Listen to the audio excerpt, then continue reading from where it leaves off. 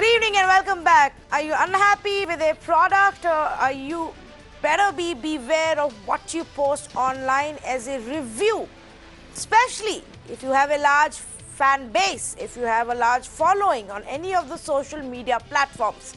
Because if your critique is ill-informed or it lacks facts, then you can be held liable in court. Bombay High Court has asked a YouTuber and social media influencer who goes by the name Bearded Chokra to pull down a video where he claimed that parachute oil is not 100% pure. Now, here is what the court said, and all of you who actually follow some of these influencers and online reviews and take them seriously should also be careful of what people say. It's very, very important because this is being seen as a landmark verdict by the Bombay High Court. Bombay High Court said that influencers, whether their audience is significant or small, can impact lives. That social media is the most impactful and effective way of marketing and advertising. That social media influencers can change attitudes and mindsets. Influencers can change mindset for the better and, of course, even for the worse.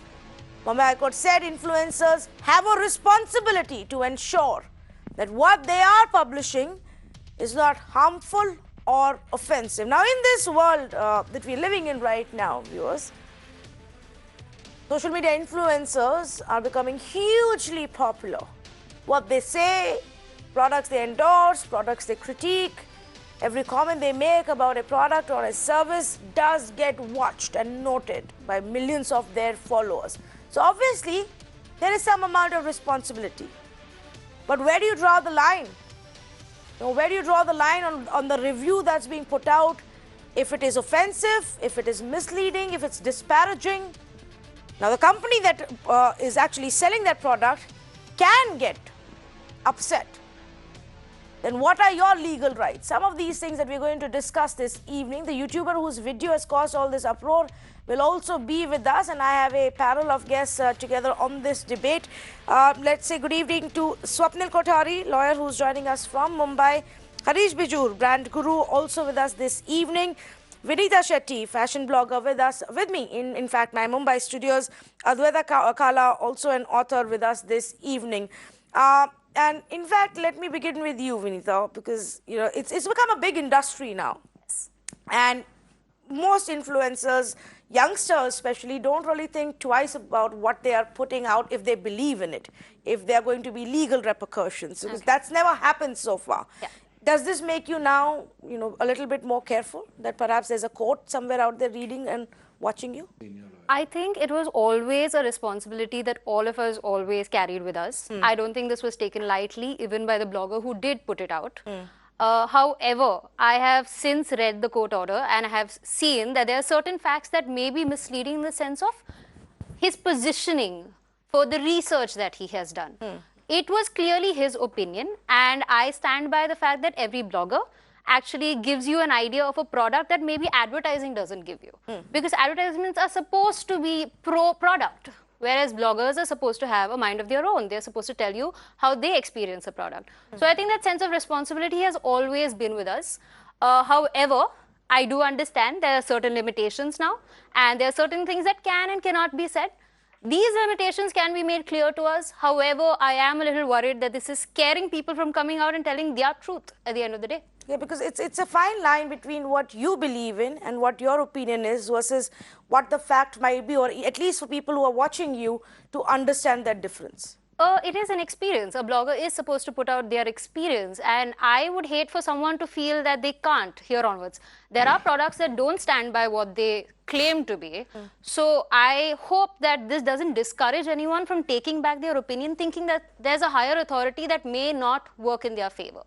But at the same time, we can draw lines. We can say things like, this is what you can proclaim to understand about a product, and this is probably beyond your understanding, beyond your expertise per se. But if it's our own opinion, if it's my experience, I use something, it doesn't work for me, I'm going to be honest about it. Okay. I don't want to be worried about it. Harish Bijur, if I can come to you, have the lines now become a little blurred about what essentially started off as user reviews, maybe for products and services? That, you know, me as a citizen and as a user of a cosmetic product, a personal use product, was just simply voicing my opinion and voicing my experience and sharing my experience of using that cosmetic, and now suddenly I'm being told, well, you can't say this because legally you may be damaging the brand. Yes, for sure. I would like to latch on to that phrase, a fine line. And the fine line is being defined. And I think this case defines it quite well. The key point to remember is that brands are built by assiduous investments, and brands are built assiduously by companies.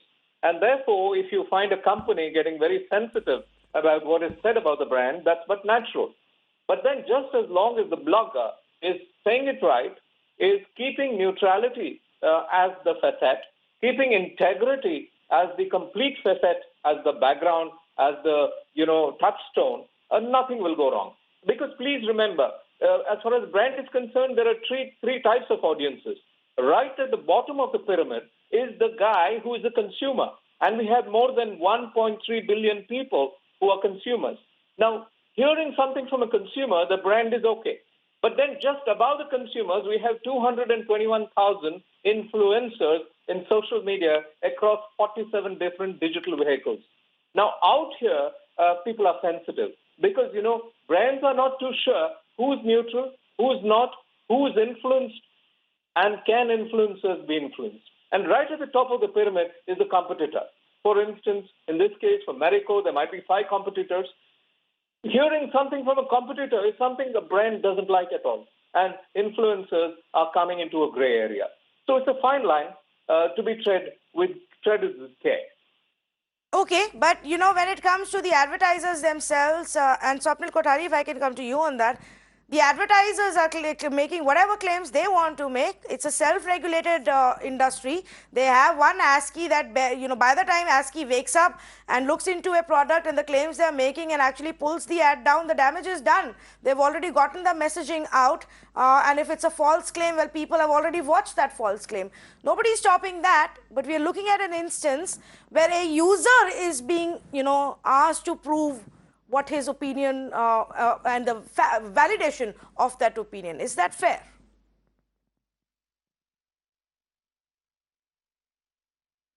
Yes, Tanvi, it's fair. The line has been drawn, and it has been very distinctly drawn by the court here. In an 83-page judgment, Justice Kathawala has clearly spelt out everything as explicitly and as understandably for everybody to understand. And, to put it very succinctly, your freedom of, rather your freedom to move your stick on the road ends where my nose begins.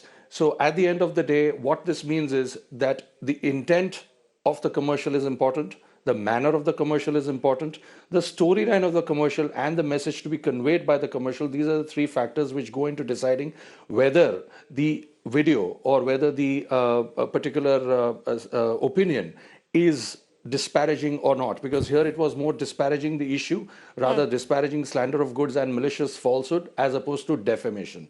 Now, to make it very clear, the influencer's idea was not to defame Marico. The influencer's idea was to bring down the merit of parachute oil. Now, I'll tell you why, what was the basic flaw in his video. I've seen the entire video. He should not have compared this video, rather compared this parachute oil with the 2 other products that he was talking about. He should have just stuck to this parachute oil and said that there are these flaws in this oil and there are this, it's not 100% pure, and should have desisted from using the words like rotten coconuts or it's taking a yellow tinge and all those kind of things. Although these are hyperboles and an exaggeration, but these strong words tend to convey that, you somehow tend to have sort of a disgust. Still, the court will tolerate it if you do not compare. But the moment you start comparing it with other products, that is the time your intent, manner, and all of those things come into suspicion. And your integrity about passing a judgment on a particular product is suspect. So that is where the court has made it very clear that you will not do this. And because what you are doing is basically damaging the company's reputation here and the product itself, which is there. or whether it's true or untrue is a separate issue, because that is the aspect of defamation. And here the defenses which are available to you are not available simply because you have compared products, and your intent and the manner and the way you're talking about it in a 20-minute long video, or rather a 16-minute long video, is a little tad too hard for us to digest, that you are only using this for the benefit of the consumer. You were not, because you were comparing I to other. understand where you're coming from, Mr. Swapnil Kothari, but essentially, if you see in the world of YouTubers and social media influencers and hundreds of them who actually now sit and talk about different products and experiences and services, and they speak their mind about it, you know, that's not how they see it, or at least that's my understanding. Abhijit Bansali, who's known as the bearded chokra, and who's actually the one who made that video that's now been pulled down, is also with us this evening. Now, Abhijit, I understand that it's tricky for you to talk about this specific case, but let's talk about, you know, the larger work that you all do. You know, how do you go about working on a review that you do for any product that you're using? Right. So, to give you a basic understanding, there are endorsers and then there are reviewers. Yeah. So an endorser will only show you the highlights of a product. They'll probably only show you, the good side or the features of a product. Maybe say that they've been using it since a long time. That may be a complete lie. But at the end of the day, they'll be like, this is something that I've been using. I'm getting good results. You guys buy it. Now, that can be paid, that cannot be paid, that can be completely biased, it cannot be biased. There are multiple factors to it. When a review comes into play, again a review, there are paid reviews. And by paid reviews, I mean you get a script from a company wherein they tell you that this is what you're supposed to say. Usually it's, the post says paid review, or they're supposed to, but not everybody follows that. Not everybody follows that because there's not a strict rule on YouTube. Yeah. You have an option to disclose if it's paid or not paid. So as I was saying, a review is only complete if you are giving the pros and cons. Correct. And that is what a lot of brands don't like. They will want you to talk only about the pros and, just hide the cons as much as possible. Because at the end of the day, they're only worried about their sales. So when a review comes to me, or when a brand comes to me, I'm very clear about the fact that this is going to be a review and not an endorsement. So whatever I am charging you or whatever are the commercials that we are setting is based on the work that I'm going to do. It's based on my production, it's based on everything. And I'm going to be talking about the good things and the not so good things. There might be some ugly things as well. Now, if I talk about myself personally, I will not put a video on my channel until and unless I am completely satisfied with what I'm going to create. And the company knows about it. So there have been times where I have gotten a product, I have sent them an invoice, I use the product. So every product I use for at least 2 to 3 weeks before making any video, because it's not possible for me to keep using it for months. I use that product, and then if I don't like it, I will go to the company and tell them that I have not liked this product. I'm going to be giving you a very honest opinion about that particular product, and it most probably will be negative. So if you are okay to pay me with these conditions, it's fine. Otherwise, you can have your product back, you can have your money back, and I'm not going to put it on my channel. So that's how I work, but that's not how a lot of people work. But is that what happened in this case? No. So this case, I did this video only because it was a product that I have been using. Because you were using the coconut oil. Since years. We've all been using it since we were born, actually. It's been there in our family since years and years. Yeah. I have purchased this product. I have been using it, as I said, since years. I have so much experience, and only recently, a few years back, I came to know that there are multiple grades of coconut oil. There's not just one definition of coconut oil. There are multiple grades to it. There's organic, there's non-organic, then there's cold pressed, there's expeller pressed, and it just goes on. There's virgin, non-virgin, all that stuff. When I learned about it, I did more research about it. That is when I decided that there's a product that I have been using, my family has been using since years. Let me check what that is all about. And when I did, I didn't find anything. There's nothing mentioned on the bottle. no grade, no nothing. And that's where I did more research and I came to know that there's this very fundamental, rudimentary level of experiment that you can do at home when you can come to know if it's an expeller pressed or a cold pressed coconut oil or something like that. So that is what I did in the video. So I have paid for the product and I have made the video. Nobody has paid me. Nobody has done anything. Okay, let me pick up on a point that Swapnil Kothari was making, and Vinita, ask you before I go to Advaita. He says, well, perhaps don't compare it to other products.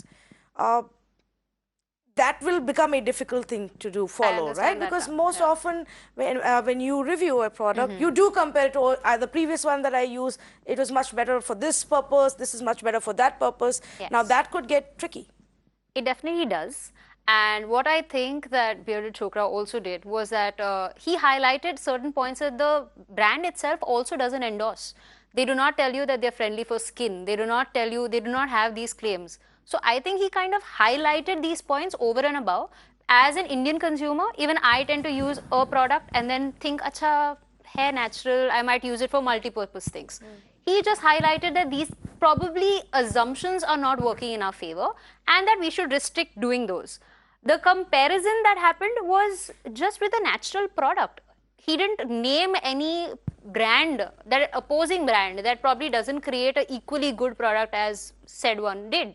He just said that this is a coconut oil, this is also one, this grade seems better, this grade doesn't seem as good. He did not endorse anyone, he did not take names. Also, by the end of it, he mentions it that it's a product that probably you can only limit your usage to one particular activity. He doesn't discount them completely. He doesn't say that this isn't something that you can't use at all. Run away from it. Oh my God, it'll do something to you. But that also happens, you know. That does. And that is an extreme that I would understand. But this wasn't the case. The case was saying, I have this product and I have B product. And I think B product is slightly better. Yeah, so what I'm trying to understand is that so far what we've seen, you know, for all reviewers on social media is that you speak your mind and you say what you have to in as strong terms as you want to, and it's up to your viewer and or your follower to then, you know, take it on face value or not believe you or move on. But Advaita Kala, that narrative could now start changing, that system can now start changing, because so far we were simply seeing them as users and user reviews, except that they have a lot more followers, and now it's more like, oh, you too are an influencer, so you have to be responsible about what you're saying and what you're putting out there. The dynamics seem to have changed.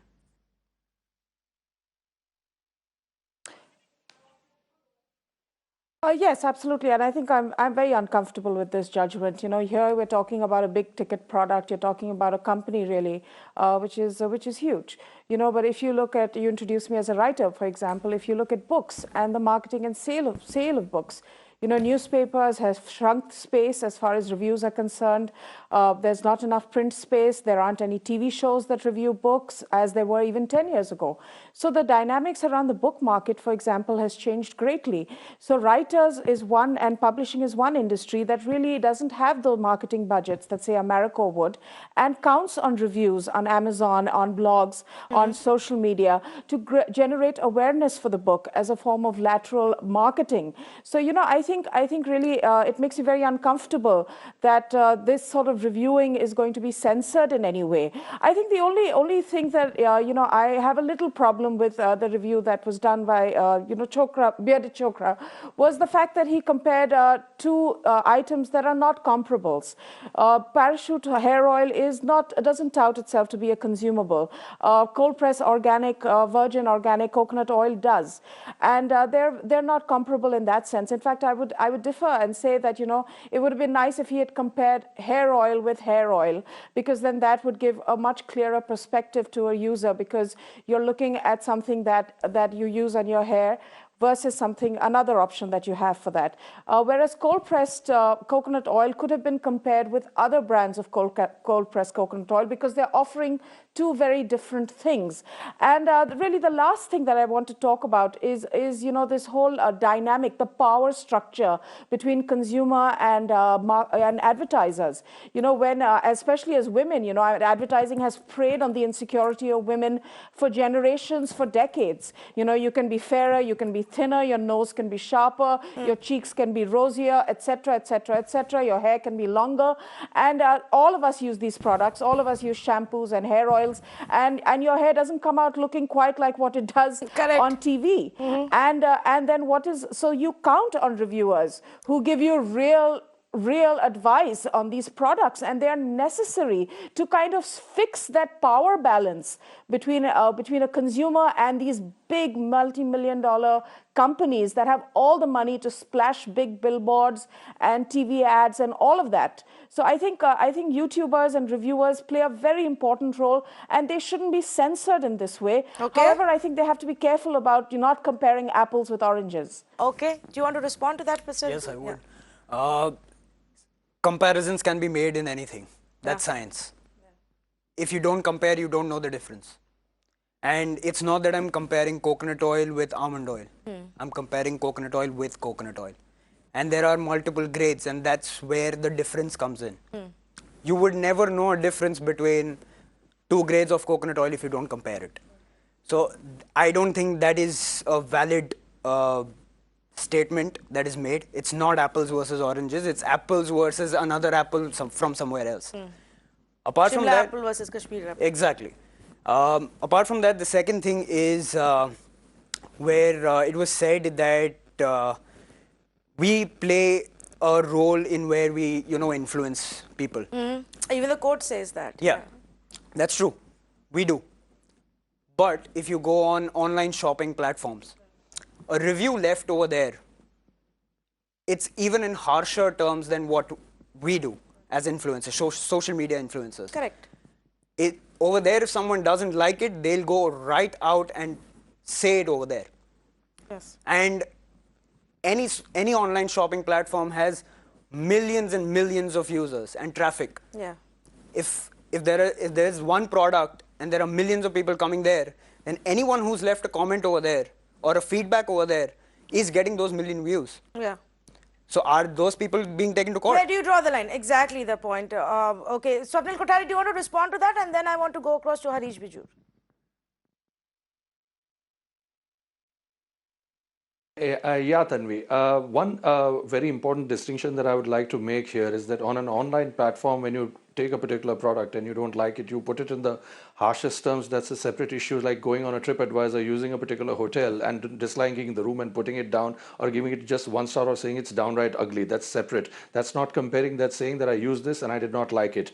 You do not compare. The other aspect that I would like to mention to Abhijit is here that in the future, now that you've learned, you could either go and appeal. That's one thing you could do if you don't like the judgment. That's a separate thing. That's legal point. The second point is that as a preventive measure, so that you do not face something in the future like this, what you need to do is, just as the filmmakers put their disclaimers earlier that this, any resemblance to a particular fictional character, blah, blah, blah, is purely incidental, etc. So that kind of a disclaimer you can put, that this is not intended to disparage or compare anything or downright or bring it down. This is just a mere factual review, and that's it. Whether it's paid, unpaid, you want to mention that. So you'll be a lot safer as far as this aspect is concerned, because regardless of the fact that whether the company is a multi-million-dollar juggernaut or even a downright SME, it's definitely not going to like something like this, even if it's true to a certain extent. And you have not, comparing a room is separate than, using all the possible tests for comparing a coconut oil. So that is one another aspect. Now, one more important point, Tanvi, that I would like to mention, that earlier also 3 to 4 years ago, Marico had faced this problem with parachute oil, where some other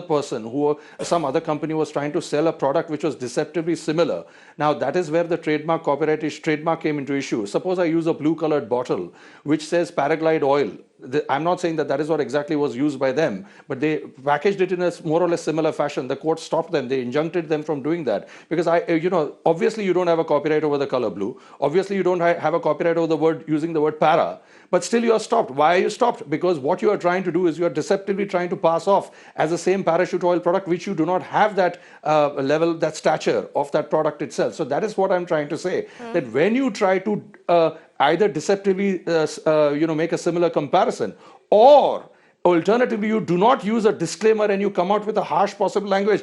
Abhijit, go and use the harshest possible language. 19(1)(a), freedom of speech and expression will protect you. No question, the court will come right to the rescue because that's your fundamental right. But as I said earlier in my very prefatory remark, that your right to swing your cane stops where my nose begins. So that is exactly now who decides where my nose begins. That's for the courts to decide, and ultimately this can swing one way or the other. But this is something which you might want to put a disclaimer clause. You will be a lot safe, and I'm sure that the court will be hesitant to then pass a judgment against you where you just went on straight out, compared the product, put down those 3 marks saying not useful for oil, for skin, not useful for this, and then maybe or something like that you put down. That brings down this product. So you are an influencer, there is no question about it. And because you are an influencer and not just a mere user, the courts are going to look at you a little bit more jealously than earlier, because it has got to compare the rights of the two parties in question. One is the right to do trade and business and profession, that is of Marico, and yours the right to freedom of speech and expression in review. Okay. If I can, a fair point, and I'm sure both these youngsters are going to take away some amount of that legal advice from here. But to the point that Adwaita was raising, Harish, about the balance of powers. And for consumers to have all kinds of options on what they are being told, you have the big consumer giants and all the might and the power that they have with the advertising and the big brand ambassadors and all the claims that they want to make versus the social media influencers or reviewers. And should their right then be taken away like this? No, I don't think the social media influencers' rights should be taken away at all. But there is a case for the social media influencer to be slightly more responsible, to be slightly more neutral, to be slightly less comparative, because comparisons are odious. And how much ever you might say that you're comparing a Shimla apple with an apple from somewhere else, you're still not in direct comparison mode, because there are testing norms for coconut oil, which do exist, and there are testing laboratories which have processes and systems. So this is not that kind of testing. So typically, I would just like to say, hey, listen, in India, we have the advertiser, and the advertiser pays for advertising, and no company will actually denigrate his or her own brand. And therefore, that's one power which is looking at us top down. And then there is another entity, which is the consumer, who uses it, and he goes on n numbers of sites and posts the most disparaging remarks. That's respected because the consumer is a constituency of one. And it's also about intent. The intent is clear that he's complaining about himself. But the middle level, this 221,000 influencers in this country with followers of 50 to 50 lakh, are people who are just about evolving. Because it's the tussle between advertising and editorial. Editorial is what a consumer says, the 1.3 billion people who talk, whereas advertising is what the company says. The middle level is a cusp between the two, because the middle level of influencer, many a time, is a paid influencer. And once you become a paid influencer, there's very little difference between you and the advertiser. Okay. And so that's the other point that I did want to bring up and broaden the discourse of this debate. Is the difference now between paid reviews or paid videos versus the unpaid ones, whether you're doing your own thing and you're putting out your own view there? That's also not clearly coming out for your followers. And I'm not saying you specifically or individually, but a larger industry. Perhaps it's time to do that to begin with, to say that, okay, no, we are getting paid for this. And, there is a certain cost that comes because, that's not happening either. That's not happening. I mean, we would definitely appreciate the fact that a lot of people would come out and say that they are being paid to promote XYZ. And so that there'll be a clear line between the paid and the unpaid opinions out there. Because right now, if all the good opinions are paid for, but covered in or protected in some way, any harsh review apparently is going to be taken down. I mean, there's going to be nooks and corners to find out what or how he could have worded it better. While at the end of the day, the perception is the same. So that's right. So the thing with the paid thing, yes, not a lot of people will go outright and say that I've been paid for this. That's the biggest con of this growing industry right now. I'm being really honest. I have been very honest with my followers of my community on YouTube, on Instagram, from day one, if I've been paid or not paid. It's either there in my video itself or it's there in the description. It's very, very clear. And I've kept it that way because I don't want anyone to question me or my integrity, or for that matter. Apart from that, yes, a lot of paid reviews are biased. A lot of them are. Because even as an influencer, if I'm just starting out, if someone's paying me money, I'll not want to say bad things about them. Yeah. Because I'm Well, getting paid. are there any which are not? Does that happen often? I'm just trying to understand here, and this is for viewers also. Some of them may be your followers, to say, well, if you're getting paid for it, and if you say ill about that brand or that product or the company, how are they going to allow you to put it out? So that's where I still exist. Wherein I get paid and I do say the good and the bad. Okay. So that's a term for working with me. Okay. And all the brands that I have worked with, been, I don't know, close to 100, they know about that. No matter how much they're paying me for the work that I'm doing. See, I'm not a robot who's just churning out videos. It takes days in the production of a video. Since I'm doing it all on my own, the editing, the shooting, the scripting, everything is done by me. So it all comes down to a personal content creator, an individual, how he or she wants to portray or make his or her brand. There are people who will just promote any product that's there under the sun, no matter if they've ever used it or not.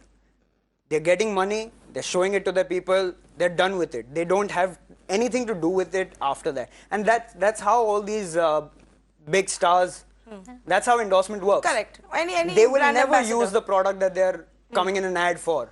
They will never do that.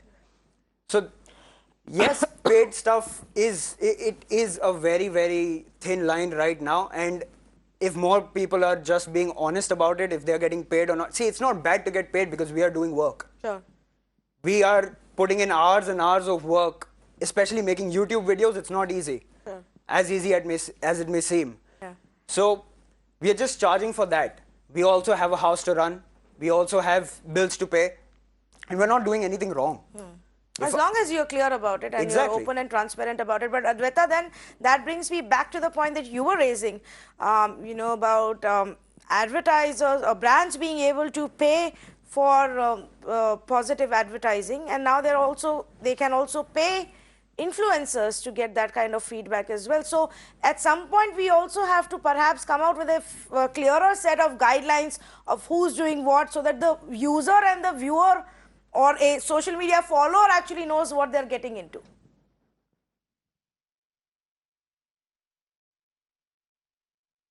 Absolutely. I think you have to follow the process of disclaimer.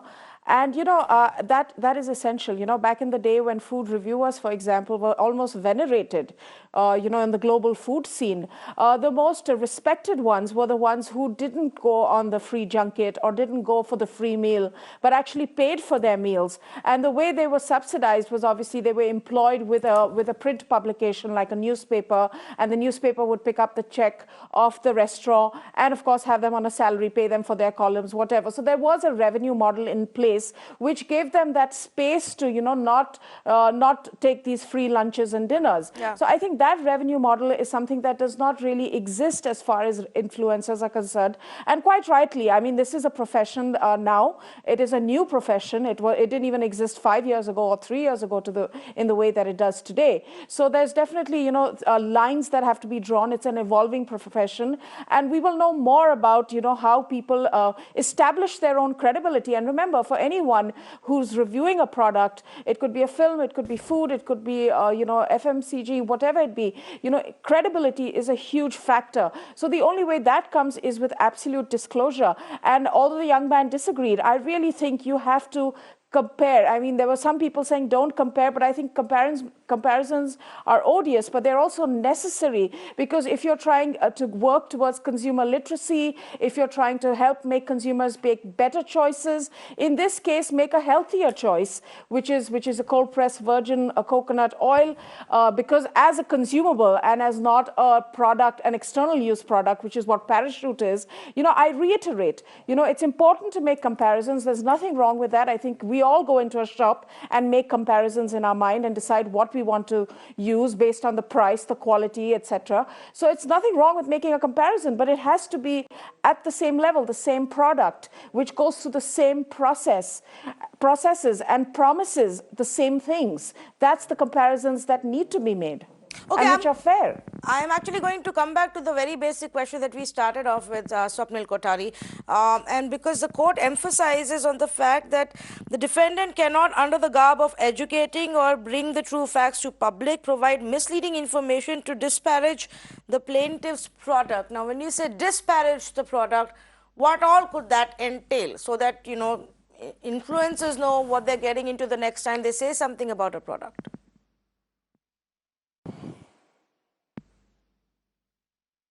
Tanvi, the word disparage, disparaging has been used very clearly by the court, and they've followed certain tests of certain earlier precedents, and one of which I clearly mentioned was intent of the commercial, manner of the commercial, storyline of the commercial, and the message to be conveyed.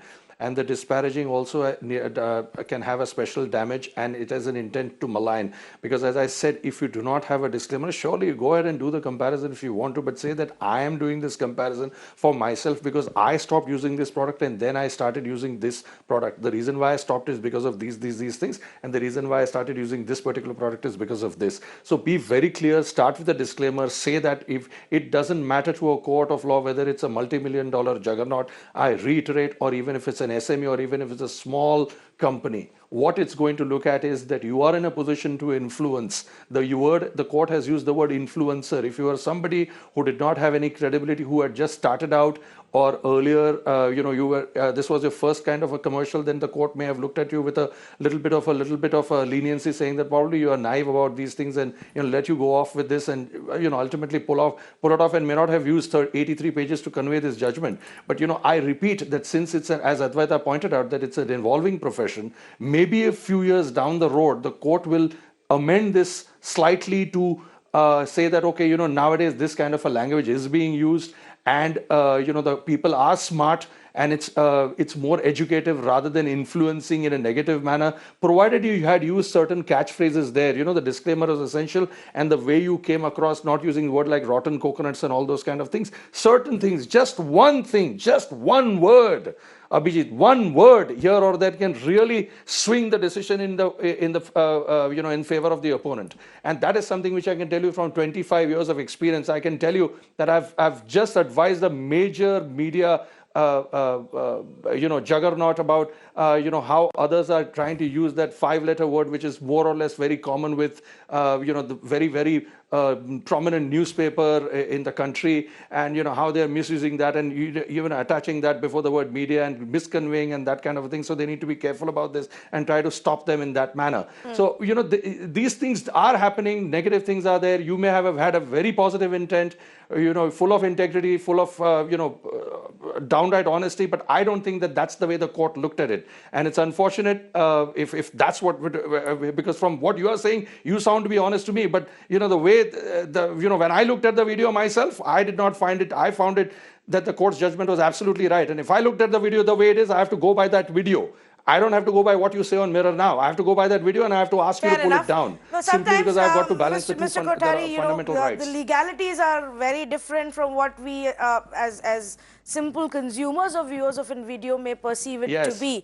And those legalities have to be kept in mind. And I think this is just the beginning of a new situation and a new era for social media influencers, for online reviewers, and for bloggers and vloggers to understand that if you have a base of followers, if you have a large base of followers, then you're not going to be treated as any other user. You're not going to be treated as a common man who's simply putting your view out anymore. You probably have to be a lot more responsible and careful about what you're saying, because there could be legal implications. And if you're talking about big brands, then definitely you will have to read up a little bit more about the law before you put it out. Thank you so much for all of our panelists for joining us here on this broadcast. We're going to take a very short break. On the other side, I'm going to put the spotlight one more time on the protest going on in Shaheen Bagh in the national capital. Stay with me.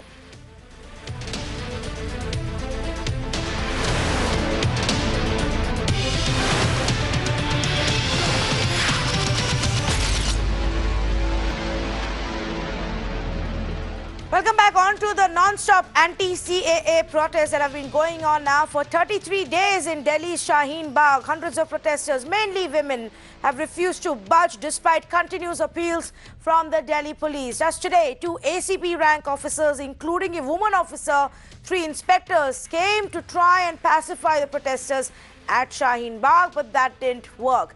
The team of police, like every day, requested to open at least one side of the main road that has been blocked by protesters since over a month.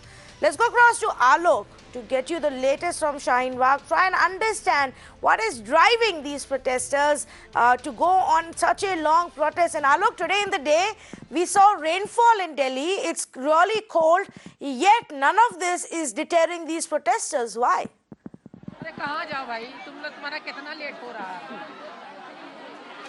Well, Tanvi, that I am right now reporting from the protest site, and this is completely packed with the women who are protesting for over months. There you can see these women protesters are sitting, and you can see completely it's filled up with this women protester. The venue is completely filled up, and they are all sitting for the dharna. Demanding the rollback of CAA and NRC. In fact, on my right-hand side, this is the stage, and this stage is set up for the people who come here, who address these women protesters as well. There you can see at the backdrop of this protest, this stage, you can see the pictures of the freedom fighters as well. However, there is no leader of this protest. This is very important part of this whole protest of this whatever is happening here. In fact, several women, we will talk to them as well. One of the volunteers is with us. She is voluntarily for several days. Ma'am, आप जब से यहाँ पर आई हैं, देख रही हैं आप कि किस तरीके से लोग जुड़ रहे हैं, और सबसे पहले तो हमें ये बताइए किस तरीके से आप अपने आप को मैनेज कर पा रही हैं, कैसे यहाँ पर आप चीज़ों को कंट्रोल कर पा रही हैं, क्योंकि आपको कई चीज़ों को देखना पड़ता है, महिलाएं हैं, लोग आ जाते हैं, भीड़ आ जाती है अचानक से, महिलाओं को देख बैठना है, बताइए। भीड़ आ जाती है, महिलाएं आ जाती हैं, उन्हें हम तरीके से बैठाते हैं, प्यार से खाना पीना लेना देना आपस में हम लोग बहुत प्यार से मेंटेनेंस करते हैं। ठीक है, आज कुछ पुलिस वाले भी आए थे यहाँ पर और आप लोगों को रिक्वेस्ट किया था, आप यहीं पर ही थी, क्या हुई बातचीत, क्या बोला पुलिस वालों ने? पुलिस वाले से बात यही हुई, पुलिस वाले हमें कह रहे हैं कि एक रोड आप खाली कर दो जी, बच्चों को स्कूल खुल गई, दिक्कत हो रही है जी। मैंने पुलिस वाला से यही बात कही कि भैया हमारे बच्चों को भी तो दिक्कत हो रही है ना, आज की दिक्कत कल की आराम, अगर आज हम दिक्कत उठाते हैं तो कल हम आराम करेंगे। हमारी लड़ाई किस पे है? CA, NPR, NRC। तो सरकार हमारी डिमांड पूरा कर दे, हम 5 मिनट के अंदर में यहाँ जगह खाली कर देंगे। तो ये आपकी बातचीत थी, फिर वो लोग चले गए, उसके बाद वो लोग चले गए। लगता है, उम्मीद है कि दोबारा फिर आएंगे पुलिस हमारी बात सुनती है, हमारे भी कवर करते हैं। और सबसे बड़ी बात तो अमित शाह को तो मैं शुक्रिया अदा करती हूँ कि अमित शाह जो ऐसा मुहिम चलाए NRC, NPR, CA, इसके वजह से हम सारे धर्मों, सिख, हिंदू, मुस्लिम, सिख, ईसाई सब एक मुट्ठी हो गए। पहले हमारी हाथ खुली थी, अब हमारी हाथ एक मुट्ठी हो गए। बहुत महत्वपूर्ण बात बोली है। In fact Tanvi, I will like to talk to some more. ये कहना चाहती हूँ कि ये लोग जो कहते हैं कि यहाँ की महिलाएं 500-500 रुपया लेके बैठी रहती हैं, तो जो ये अफवाहें उड़ा रहे हैं, मैं उनसे ये कहना चाहती हूँ, आप अपने घर की महिलाओं को भेज दो, 5000 रुपया मंथली दूंगी। ठीक है, आपकी बात हम मानते हैं। मैम, एक चीज़ ये बताइए कि आप लोग बैठे हुए हैं, आप शाहीन बाग में ही रहती हैं? जी, शाहीन बाग में कब से आ रही हैं यहाँ पर? 15 तारीख से। अच्छा, तो क्या देखने को मिला? लोग बढ़ रहे हैं, आपको सपोर्ट मिल रहा है? लोग बढ़ रहे हैं, लोगों से सपोर्ट मिल रही है, हिम्मत मिल रही है। और परिवार को कैसे मैनेज कर रही है? परिवार को मैनेज कर रहे हैं, जहाँ पर 4 घंटा टाइम देने का वहाँ पे 1 घंटा दे रहे हैं, मजबूरी है हमारी। क्योंकि मोदी जी ने ऐसे मोड़ पे लाके खड़ा कर दिया कि इस मजबूरी को तो लड़ने की अल्लाह ताला ताकत दे रहे हैं। मैम, आप बताइए कि आप भी यहीं शाहीन बाग में रहती हैं? जी बिल्कुल, मैं शाहीन बाग में रहती हूँ। किस तरीके से सपोर्ट कर रही हैं आप? क्या करती हैं? कहाँ कितने बजे आती हैं सुबह, कितने बजे तक रहती हैं? थोड़ा ये बताइएगा। अब हमारे अगर सपोर्ट का पूछेंगे तो अपने इस वक्त हम किसी चीज़ पे कोई ध्यान नहीं दे रहा है। घर के हम वो पूरी ज़िंदगी के काम है वो कभी भी कर लेंगे। बच्चों की पढ़ाई है बिल्कुल नहीं सही से हो पा रही हैं, क्योंकि हमें हमारा मकसद जो मेन मकसद है वो है काला कानून। ये अगर वापस ले लें तो हम क्यों धक्के खाएं? आज हम सड़क पे पड़े हुए हैं तो क्या हम अपनी खुशी से पड़े हुए हैं? और हमें उम्मीद है, जब मोदी जी कहते हैं वो महिलाओं का इतना ध्यान रखते हैं, हमें उम्मीद है वो हमारी बात ज़रूर सुनेंगे। और उनको अगर वो आगे बढ़ने की कोशिश करते हैं, उनको कोई ना कोई पीछे खींचने की कोशिश करता है, तो हम ये चाहते हैं वो अपनी दिल की आवाज़ सुने। अभी तक उन्होंने अपनी मन की आवाज़ सुनी थी, तो आज इन सारी महिलाओं की भी मन की आवाज़ सुने और हमसे जो हमारी प्रॉब्लम है उसको दूर करिए, क्योंकि हमें रोड पे पड़े होने का बिल्कुल शौक नहीं है। आज बारिश हुई थी, बारिश में भी हमने देखा एक टाइम पे बारिश काफी तेज हो रही थी, काफी लोग यहाँ से छिटक गए बारिश के कारण। उसके बाद फिर दोबारा हमने आया, तो जोश में कमी कहीं से लग रही है आप? हमारे जोश में कोई कमी नहीं है, ये तो बारिश है। जब हम इतनी सर्दी झेल ली हमने, तो बारिश में तो आप हमें 24 घंटे खड़ा रखिए, कोई फर्क नहीं पड़ेगा। और हमने सुना है, हमारे ऊपर अफवाहें आ रही हैं कि हम जो है 500 रुपए में बिके हुए हैं। अगर जिसने बोला है तो वो अपनी पूरा खानदान और बल्कि अपने रिश्तेदारों से के भी रिश्तेदार जितनी दुनिया में फैले हुए हैं उन्हें सबको यहाँ लाके बिठाए, एक दिन सुबह से शाम तक यहाँ बिठा के देखें और वो ये देखें हमें कौन से नोट बदला है। अगर हमें पैसे लेना होते तो आज हम यहाँ नहीं होते। हम किसी के लालच में नहीं, ना हम अगर हमें सपोर्ट चाहिए होता, आज हमारे यहाँ महिलाओं के लिए 10 लोग आते हैं कि आप लोगों के लिए कुछ चाहिए। हमें किसी नेता का, हमें किसी पार्टी से कोई सपोर्ट नहीं चाहिए। ये हमारी अपनी लड़ाई है, हम इसे अपने दम पे लड़ना चाहते हैं। बीजेपी लेते हैं। और सुनिए, जिसकी आदत है पैसा देने की वो दे। हमारी आदत, वो जो कह रहे हैं ना, वो रैलियों को पैसे देते हैं तो उनको पता है ये रूल। और हम तो अनजान लोग हैं, हम तो रोड पे इसलिए बैठे हैं अपने हक की लड़ाई लड़ने के लिए। और दूसरा ये, अगर पैसे देने की सवाल रहा तो वो अपनी महिलाओं को भेजे, 10 बार भेजें, 50 बार भेजें और उनको बीच में बिठा के ये देखें यहाँ पैसे कितने बट रहे हैं। ठीक है, अच्छा ये बताइए कि परिवार से सपोर्ट आपको पूरी तरह से मिल पा रहा है? हस्बैंड आपके साथ में है, परिवार के और भी जो लोग हैं वो सपोर्ट कर रहे हैं? बिल्कुल, पूरा परिवार हमारे सपोर्ट में। सबसे बड़े मेरे हस्बैंड मेरे सपोर्ट में, क्योंकि मेरे हस्बैंड, जब मैं यहाँ बैठी होती हूँ तो मेरे हस्बैंड है वो सुबह में स्कूल को बच्चों को भेजना, फिर अगर बच्चों को बीच में घर जाना है तो वो देखते हैं वहाँ पे, क्योंकि हम सबको ही मिलके चलना पड़ेगा। और ये एक मेरी आवाज़ नहीं, ये तो जितनी महिलाएं ये सबके हमारे रूटीन में आ गया है। अब इस वक्त हमें बढ़िया खाने के टाइम नहीं है, हम सिर्फ दाल, आलू, साग, सब्जी खा रहे हैं, जबकि आपको पता है मुस्लिम में खानों का कोई रिकॉर्ड नहीं है। इस वक्त हम पेट भरने के लिए खा रहे हैं जो भी मिले। और रहा सवाल बिरयानी का, हमारा ये सवाल उठ रहा है, हम बिरयानी खा रहे हैं, क्यों ना खाएं? ये तो हमारे भाइयों की मोहब्बत है, वो हमें बिरयानी दे रहे हैं, बिरयानी भी खाएंगे। कोई हिंदू भाई हमें मटर चावल ला के दे रहा है, वो भी खा रहे हैं। सब्जी पूरी ला के दे रहे हैं, वो भी खा रहे हैं। और हम सरदार भाइयों ने हमारे लंगर किया, हमने वो भी खाया। क्यों मना करें? हम खाना नहीं खा रहे हैं हम। अगर हम रात की ड्यूटी यहाँ कर रहे हैं, दिन का खाना बना के आ रहे हैं, तो वो बच्चे हस्बैंड खाएंगे। अगर हम यहाँ हैं तो हमारे जितने भी जो हमारा भाई है, कोई हमारे भाइयों का धर्म नहीं है, ना हमारे खाने का कोई धर्म है। हमें जो मिलेगा बिरयानी हम खा रहे हैं और हम चाहते हैं वो अपनी महिलाओं को भी हमारे साथ बिरयानी खिलाने बिठाएं। इंशाअल्लाह इज्जत के साथ खिलाएंगे अपने साथ। So, in fact, Tanvi, you heard the voices of these women. They are completely in this mode that they are getting support from various sections, and they are completely in the view that their protest will definitely go positively in the coming days, and they will definitely, their demands will be met. Back to you.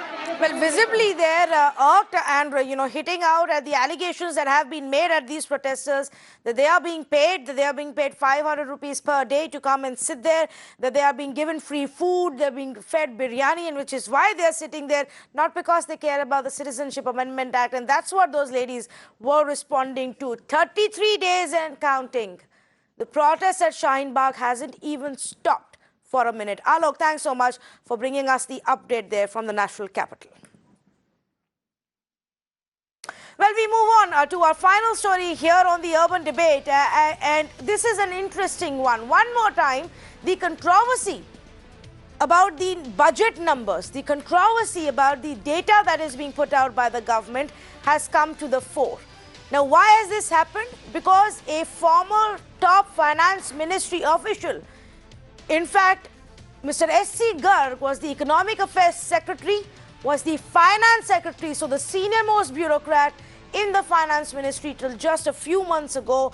He's now, taken retirement. He has written a blog that has triggered this budget numbers controversy. Essentially, what it says is that expenditure and revenue and debt, the three main things that are factored in to calculate any country's net borrowing or fiscal deficit, there is some difference in accounting practice and calculation there. That what seems to be India's fiscal deficit isn't really the fiscal deficit, it is much higher than that. Now, just to put it in simpler terms, what Mr. C Garg is saying is that expenditure, revenue and debt via Consolidated Fund of India is not recording all of the transactions. So the data that is used to say how much is our fiscal deficit, is it 3.5% or 4% or 5%, that is not recording all of the government's investments and all of the government's borrowings or debt.